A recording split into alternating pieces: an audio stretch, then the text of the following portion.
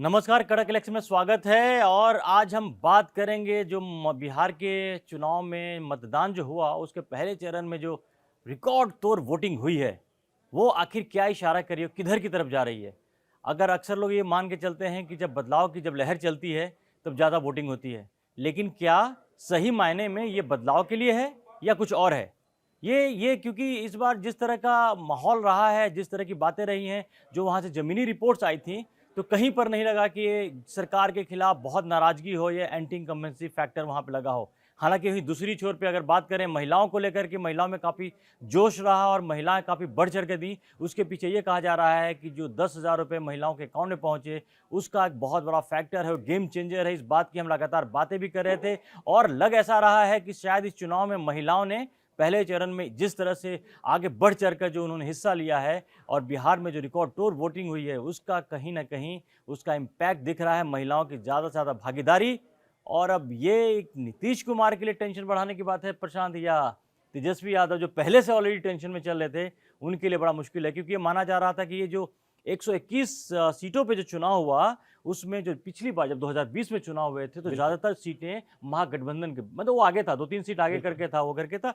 अगर इस बार अगर ज़्यादा आया तो क्या जो महागठबंधन की लीड थी उसको तोड़ने के लिए आया क्या? क्योंकि देखिए वो अगर परंपरागत तौर पर देखें, ट्रेडिशनली ये माना जाता था कि अगर रिकॉर्ड वोटिंग हो रही है, हाँ, सरकार के खिलाफ जाती है। इसका मतलब है कि लोगों में नाराजगी है, नाराजगी। लोग गुस्से में हैं, इसलिए ज्यादा निकल कर आए हैं। अगर गुस्से में ना हो तो आश्वस्त होकर के घर में बैठते और वोटिंग परसेंटेज कम होता। ये एक परंपरा रही है, जितने भी एनालिस्ट हैं वो इसी तरह से अब ये तक चलता के है, नॉर्मली इसका चलता है करते रहे। लेकिन पिछले कुछ चुनाव में हमने ये देखा है कि जिस तरह से लगातार एंटी इनकम्बेंसी की बात होती रही, अब चुनाव में यह भी दिखा कि लंबे अरसे से सत्ता में रहने वालों के लिए भी प्रो इनकम्बेंसी चलती है। और ऐसा कई जगह देखने को मिला और वैसे ही चुनाव के परिणाम भी सामने आए हैं। तो ये जो परसेंटेज बढ़ा है और बिहार में एक रिकॉर्ड परसेंटेज है ये वोटिंग अपने आप में। लेकिन इसमें भी गौर करने वाली बात यह है कि महिलाओं ने बढ़ चढ़ कर बहुत बढ़ चढ़ के हिस्सा लिया है और ये महिलाओं का सक्रिय रूप से इतनी बड़ी तादाद में आना, ये कुछ इशारा तो जरूर करता है। अब देखना ये होगा कि जो विपक्ष इस समय का है वो क्या इसे अपने खाते में जोड़ता है या सत्ता पक्ष अपने। लेकिन जो तमाम दर्शक हैं अगर वो अंदाजा लगा रहे हैं इस बात पर कि महिलाओं का बढ़ चढ़ करके हिस्सा लेना किसके पलड़े में जाता दिखाई देता है, तो आपका अंदाजा बिल्कुल सही है। और वही बात है कि जब हमारे रिपोर्टर्स चूंकि ऑलरेडी वहाँ ग्राउंड्स पे हैं, हमने उनसे बात भी की, लगातार फीडबैक जो लिया था, तो उसमें जो महिलाओं का जो हमने बाकी जो बातचीत भी देखी उसमें करके, तो ज़्यादातर महिलाएं खुश दिखी और ज़्यादातर उनके अकाउंट में पहुंचे। और पहले से भी एक माना जाता है कि बिहार में ट्रेडिशनली जो महिलाएं हैं नीतीश कुमार के साथ हमेशा खड़ी रही हैं। और जिस तरह से जंगल राज का एक भय दिखाया गया कि अगर अगर अगर नीतीश हार जाते हैं, अगर तेजस्वी आते हैं तो फिर से दोबारा वो जंगल राज आ जाएगा जो लालू के ज़माने में होता था, लालू राज में। और कहीं ना कहीं इस फैक्टर को बढ़ चढ़कर इंडियन इसको प्रचार प्रसार बहुत ज़्यादा किया इन्होंने, वीडियोज बनाकर लोगों को बीच जाकर के वो किया है। और महिलाओं का जो हमेशा एक हो रहा है। और अब देखिए नॉर्मली जो वहाँ की वो एक जो बात हम लगातार कह रहे थे, जो हमारे रिपोर्टर भी कह रहे थे कि बिहार में कम से कम रिजल्ट क्या है पता नहीं, लेकिन जब आप ग्राउंड पे जाके बात करते हो तो सरकार के खिलाफ गुस्सा कहीं नहीं दिखा। कहीं होता ना कि जब आप बदलाव की हम बात करते हैं तो वहां पर सरकार के खिलाफ गुस्सा है। ये बड़ी बात है, ये बड़ी और आपने जो प्रो इनकम्बेंसी की बात की उसको हमने हरियाणा में देखा जहां पर बीजेपी पिछली बार से भी ज्यादा बेहतर प्रदर्शन करती नजर आई। ये हमने महाराष्ट्र में भी देखा जहां पर बीजेपी पिछली बार से भी ज्यादा, बीजेपी और एनडीए जो वहां पर है वो ज्यादा सीट देकर के आई। तो क्या ये फिर से एनडीए, चूंकि एनडीए का अभी हाल फिलहाल के रिकॉर्ड में ऐसा रहा है कि अपने प्रो इनकम्बेंसी को और तगड़े तरीके से वापसी की है, तो क्या उसकी वापसी है या कुछ और? 2 या 3 चीजें इसमें बहुत प्रमुख है। वो ये कि जब कभी चुनाव आते हैं तो विपक्ष पूरी ताकत से इस बात को जनता के बीच लेकर जाता है कि इस सरकार ने क्या क्या गलत किए हैं और किस किस तरीके से आपके भविष्य के साथ खिलवाड़ हुआ और जो होना था विकास वो नहीं हुआ। क्या बिहार में विपक्ष इस चुनाव के पहले ये कर पाया? तो शायद उस नंबर रेटिंग में वो पीछे रहा है कि वो ये बता पाए कि इस सरकार ने हमारे मुकाबले कम काम किया है। क्योंकि इस वक्त जो वहां विपक्ष में है या फिर खुद मुख्यमंत्री के तौर पर प्रोजेक्ट हो रहे हैं वो खुद तेजस्वी हैं। तो क्या तेजस्वी ये बता पाए जनता को कि जब हम सत्ता में थे, हम मतलब उनके पिता सत्ता में रहे, उनकी मां सत्ता में रही, क्योंकि आरजेडी वहां अगर प्रमुख पार्टी के तौर पर है जो बाकियों को अपने सीट हिस्सेदारी में, बंटवारे में देती रही, मतलब प्रमुख तौर पर विपक्षी आरजेडी है। तो उनको ये तुलनात्मक रूप से बताना था चुनाव से पहले कि नीतीश सरकार के मुकाबले हमने जब सत्ता संभाली रही तो कितना भयंकर, कितना बेहतरीन विकास किया था। तो शायद इस मामले में जनता जब जज करती है तो सीधे एक बड़ा प्रचलित शब्द है जंगल राज, तो जिससे कि उन्होंने बचने की कोशिश की। नहीं, आपकी बात जिसके कारण ही उन्होंने लालू प्रसाद यादव की तस्वीर लगाने से आपकी बचने बातों की को मैं कोशिश थोड़ा ऐड करूं, जी। आपकी बातों को ऐड कर रहा हूं। अगर अब जो तेजस्वी अपने पोस्टरों से अपने पिताजी के पोस्टर में गायब कर दिया, फोटो गायब कर दिया, इसको प्रधानमंत्री में मुद्दा बनाया, हाँ। वो इसलिए कि जो जंगल राज था लालू और राबड़ी के जमाने का, वो याद नहीं दिलाना चाहते, वो भागना चाहते थे। दूसरा एग्जाम्पल ओसामा, जो कि साहबुद्दीन के बेटे थे, वो चुनाव लड़े लेकिन बहुत दूर रहे, मीडिया से दूर रहे, बातें नहीं की, यहाँ तक कि वोटिंग किया उसके बाद भी बात नहीं की। और तीसरी सबसे इंपॉर्टेंट बात, बहुत देर में तेजस्वी यादव लोगों के बीच जाकर के ये दावा करते नजर आए कि हम जब वो डिप्टी सीएम थे तो उन्होंने काफी लोगों को नौकरियां दी, लेकिन उसके पहले तेजस्वी ये भूल गए कि जब वो डिप्टी सीएम थे, सीएम कौन थे? नीतीश कुमार थे। सरकार तो अगर उस समय भी अगर कुछ अच्छा हुआ है तो वो नीतीश कुमार के खाते में ही जाएगा, ना कि तेजस्वी यादव के खाते में जाएगा। बिल्कुल। तो एक तरह से तेजस्वी यादव नीतीश कुमार के काम पे स्टैंप लगा रहे थे। ये परसेप्शन वाली बात है, हाँ। और परसेप्शन क्रिएशन में तेजस्वी पीछे रहे, ये बात तो थी। हाँ, कई दफा ऐसा होता है कि विपक्ष चाहे बहुत जोर शोर से सत्ता के पक्ष में उतनी आवाज बुलंद ना भी कर रहा हो, लेकिन फिर भी सत्ता परिवर्तित हो जाती है, ऐसा कई दफा देखने मिला। लेकिन उसकी बड़ी वजह ये होती है कि वर्तमान जो सरकार चल रही है ये बहुत बुरी तरीके से व्यवस्था को कोलैप्स कर रही है। तो तुलनात्मक रूप से अगर बिहार की जनता देख रही होगी, ये मुद्दा चर्चा का इसलिए है क्योंकि बंपर वोटिंग हुई है। तो ये बंपर वोटिंग आखिर किसके फेवर में हुई है, इस मूल पर हम ये चर्चा आगे बढ़ा रहे हैं। तो क्या नीतीश कुमार के खिलाफ बहुत भयंकर गुस्सा है, इसीलिए लोग आए हैं तो बढ़ चढ़ करके? लोग खुद पूछना चाहिए, अपने आप से पूछना चाहिए। तो बिहार की जनता अपने आप से पूछ कर देखिए कि क्या आपको क्या नीतीश कुमार के खिलाफ बहुत भयंकर गुस्सा है? वो तो मतलब कम से कम तो नहीं दिखा। इसकी एक तुलना और की जा रही है, और उसको इस तरह से भी समझा जा सकता है कि दरअसल बिहार में अभी भी माना गया कि जातियों को ध्यान में रखते हुए, समाज को ध्यान में रखते हुए टिकटों का आवंटन हुआ और उस हिसाब से मतदाता वोट करते हैं। लेकिन एक बड़ी तुलना जब हम बिहार में जगह जगह घूमे तो ये बात महसूस हुई है, जो रिएक्शन से महसूस हुआ, कि आरजेडी का जो प्रमुख पारिवारिक दल के प्रमुख लोग हैं वो किसी एक समाज विशेष से आते हैं। साफ तौर पर तेजस्वी जहां जहां यादव बहुल इलाके हैं माफ कीजिए, उन इलाके में वो मानते हैं कि यहां तो उनकी सीट सॉलिड है। लेकिन समाज में एक परसेप्शन बना, चाहे बिहार में हो या पूरे देश में, कि जैसे ही आरजेडी सत्ता में आया करती थी तो उनसे जुड़ा हुआ समाज बढ़ चढ़ करके सत्ता पर हावी दिखाई देता था। ये एक परसेप्शन बना। सत्ता में भागीदारी में भी सबसे आगे होते थे। और फिर जो दूसरे, क्योंकि अगर तुलनात्मक रूप से देखें हम तो दूसरी तरफ नीतीश कुमार है, ये भी पिछड़े वर्ग से आते हैं, ओबीसी से, और वो भी ओबीसी से ही।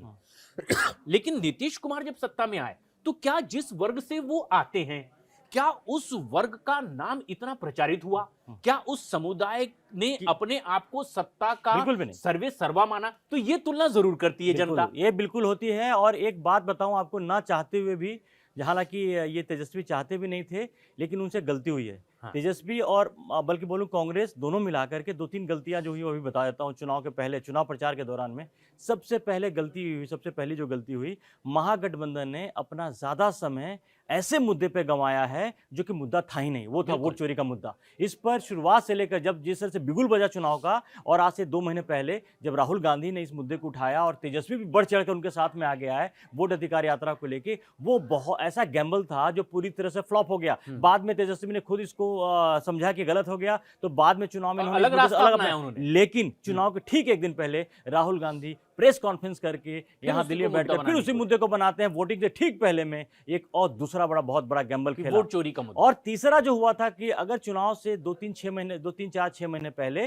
कुछ घटनाएं बिहार में घटी, हत्याएं हुई, कुछ ऐसे मर्डर के ऐसे केसेस हुए जिसको उन्होंने जंगल राज का नाम देकर शुरू किया और नीतीश के खिलाफ उसको करना चाहा। लेकिन उसके बदले में हुआ यूं कि जो जंगल राज की कहानियां थी, पुरानी कहानियां थी, वो सारी सरफेस पर आ गई और सोशल मीडिया पर आप लालू राबड़ी राज के जो जंगल राज के जो दृश्य थे उसको दोबारा जिंदा कर दिया गया। और तेजस्वी को मजबूर होकर के जंगल राज वाली बात जो दोहराने की कोशिश कर रहे थे वापस आना पड़ा। उनको महंगा पड़ने लगा, उनको लगा कि अरे ये तो नीतीश कुमार के खिलाफ जाएगा, तो मेरे ही खिलाफ जा रहा है। और बाद में उन्होंने पोस्टर से अपने पिताजी का नाम फोटो भी गायब कर दिया। अब कुल मिलाकर अगर हम देखें तो बिहार के चुनाव में लगता ये है दोनों की लैंग्वेज से कि राहुल गांधी ने वही किया जो तेजस्वी नहीं चाहते थे। बिल्कुल। तेजस्वी बिल्कुल नहीं चाहते थे कि जिस लाइन पर आगे बढ़ते दिखाई दे रहे हैं चुनाव के माहौल में राहुल गांधी, उस लाइन को लेकर बिहार में प्रचार किया जाए, लेकिन राहुल गांधी वही करते रहे। उन्होंने स्टार्ट में चुनाव के बहुत शुरुआत में भी वही काम किया, और जैसे ही मतदान होने वाला था तब भी उन्होंने अपनी बात को फिर पुरजोर तरीके से रखा। तो इसका एक और मतलब निकला कि तेजस्वी तो इस लाइन को बिल्कुल पसंद नहीं कर रहे थे कि इस लाइन पर हम जनता के बीच जाए, लेकिन राहुल गांधी सिर्फ अपनी विचारधारा को जो उन्होंने तय कर रखा है, चाहे उसकी शर्त पर बिहार के परिणाम जो भी हो, उन्होंने चाहा कि राष्ट्रीय स्तर पर मोदी सरकार के खिलाफ उनको बात करनी है, और उनको एक मुद्दा मिला है कि मैं वोट चोरी का आरोप लगाऊं। और तेजस्वी से अलग बिल्कुल उनकी मुखालफत करते हुए ये मुद्दा उन्होंने ऐसे ठहराया पर रखा जब तेजस्वी के मुद्दे इसकी आंच में कमजोर होंगे। दरअसल प्रशांत, ये चुनाव जो हुआ है, एक चरण का चुनाव हो गया है, अब तक महागठबंधन एक गठबंधन के तौर पे लड़ा ही नहीं। दोनों के रास्ते अलग दिखे, दोनों की विचारधाराएं अलग दिखी, दोनों की जो बातें अलग दिखे, दोनों के मुद्दे अलग दिखे। नाम के लिए बीच में उन्होंने पैच कर लिया कि चलो चुनाव में नुकसान ना हो, एक साथ आ गए, कुछ फ्रेंडली सीट करके बातें की उन्होंने। लेकिन अगर कुल मिला के देखें तो कांग्रेस और आरजेडी इस मुद्दे पर बिहार चुनाव लड़ने के मुद्दे पर कभी एक दिखे ही नहीं। और हास्यास्पद ये रहा कि पहला चरण की समाप्ति हो गई, लेकिन सीटों के बंटवारे की औपचारिक घोषणा नहीं हुई। जितने सीटों पर लड़ रहा था। और आपने जो बोला ना कि राहुल गांधी जो वोट चोरी का मुद्दा उठा रहे हैं, इसमें बार बार पता क्या बोल रहे थे, वो बोल रहे थे बिहार में भी यही होने वाला है। इसका क्या मतलब है? इसका मतलब है कि चुनाव नतीजे आने से पहले ये आप मान लिया है कि इंडिया चुनाव जीतने जा रहा है। यानी उनका पूरा फोकस कि बिहार पर जिस तरह से तेजस्वी चाहते थे कि फिलहाल मैं सत्ता को पलटूं और मुख्यमंत्री बनूं, उनकी इस विचार के साथ राहुल गांधी पूरी ताकत से खड़े नहीं दिखाई दिए, क्योंकि उनकी अपनी एक विचार थे जिसको पुरजोर तरीके से वो पुष्ट करने के लिए उस पर वर्कआउट कर रहे थे उनकी टीम के साथ में। अब ऐसा तो था नहीं कि जो मतदान के एक दिन पहले जो प्रेस कॉन्फ्रेंस वो कर रहे थे, जिसमें कि पूरा की पावर पॉइंट प्रेजेंटेशन उन्होंने किया, कुछ फोटोग्राफ दिखाया, ब्राजील की मॉडल का नाम बताया, कुछ लोगों के नाम 22 जगह हुए, तमाम चीजें कही, तो इसमें उनको वक्त लगा। और ये एक मुद्दा राष्ट्रीय मुद्दे के तौर पर वो उठाना चाह रहे थे जो चुनाव हो चुके थे। वहीं तेजस्वी बिल्कुल नहीं चाहते थे कि बिहार के अलावा कहीं कोई बात हो। उन्होंने बेरोजगारी का मुद्दा उठाया था, उन्होंने कहा था कि हर घर सरकारी नौकरी देंगे, सारे मुद्दे राहुल गांधी कभी इसको अपनी स्पीच में लेकर के नहीं आए। और जब एक बड़ा बम पटकना था, जिस समय चुनाव में मतदान होने वाला था, उससे ठीक एक दिन पहले बिहार के कोई बड़े इश्यू अगर पटक दिए जाते तो शायद तेजस्वी को लगता कि मेरे सपोर्ट में मेरे साथी गठबंधन ने कोई बहुत बड़ी बात कही है जो राष्ट्रीय स्तर के नेता है। लेकिन ये बात बहुत दूर दूर तक रही और ये एक बड़ा खामियाजा हो सकता है। और सबसे इसमें बड़ी बात ये रही कि दरअसल तेजस्वी का पूरा फोकस इस चुनाव पे था, बिहार के चुनाव को देख रहे थे। राहुल गांधी का जो फोकस है चुनाव के बाद जो नतीजे हैं और उसके बाद जो उनको आगे जाना है, उनका पूरा फोकस उस पे था। बिहार चुनाव से कोई कनेक्शन ही नहीं था। और इसका खामियाजा जो लग रहा है, जिस तरह के रिकॉर्ड तोड़ वोटिंग वहां पर हुई है, जिस तरह का माहौल वहां पर था, मुझे लगता है कि उसका खामियाजा कहीं ना कहीं महागठबंधन को और खासकर तेजस्वी को भुगतना पड़ सकता है। क्योंकि यहाँ अगर इस तरह का माहौल है तो चूंकि दूसरा चरण जहां पर इंडिया ऑलरेडी मजबूत है, पहले से मजबूत है, वहां पर उनका और फेवर में नतीजा जा सकता है। ये फिलहाल जो जिस तरह का मूड दिख रहा है, जिस तरह के वहां के हालात देख रहे हैं, इसके बेसिस पे कर रहे हैं। ऐसा नहीं है कि फैसला अब क्या होगा, जनता का फैसला आखिरी फैसला होता है। लेकिन महिलाओं ने एक बात है, और महिलाएं किसके साथ हैं, रुझान बताया, महिलाएं किसके साथ हैं किसके साथ नहीं है, इसका फैसला आप खुद कीजिए। और अगर तक अभी आपने कड़क को सब्सक्राइब नहीं किया तो जल्दी से सब्सक्राइब कीजिए। फिलहाल के लिए धन्यवाद। 8 मिनट से ऊपर हो गया ना, क्या ज्यादा हो गया? अरे पता ही नहीं चला, बात आज छिड़ गई तो फिर अच्छा तो दिखा नहीं ना, मुझे पता ही नहीं चला। अब मैं बीच में टाइम कैसे पूछूं? हैं? हाँ राजीव आ रहा है क्या? हाँ चेंज करा देते हैं पीछे का बैकग्राउंड। ये इसका बैकग्राउंड क्या लगवा दें? कड़क क्रिकेट के उस पर जाकर करें क्या? है कड़क